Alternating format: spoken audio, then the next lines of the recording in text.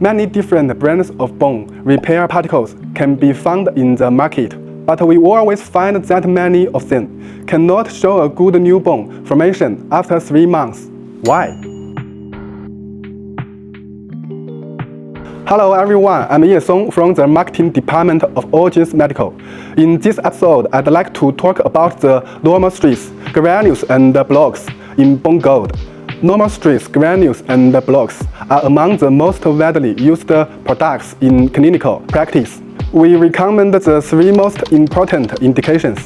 The first is bone defect repair related to fractures of the extremities, like your arms, legs. The second is interbody fusion in spine surgery. The last one is bone defect repair after curettage of benign bone tumors. Of course, these products are also used in osteotomy and corrective fusion procedure, as well as revision, joint arthroplasty, and other clinical scenarios. Now, let me show you a real case. This is a bone grafting case after curettage of a benign bone tumor. The patient was a 28-year-old male with a bone cyst in the right tibia plantar. He underwent cyst curettage followed by graft filling. The defect size was 233 cm and driving surgery. BONGOLD was implanted in combination with autologous iliac bone. At 3 months after surgery, the X-ray showed osseous healing of the cystic cavity with no collapse of the tibial plateau. From this case, we can also summarize 4 key usage principles. When applied correctly, the graft will perform more reliably. First, the material can be mixed with patient's own bone, and when combined with autologous bone or autologous bone marrow, the outcome is often even better.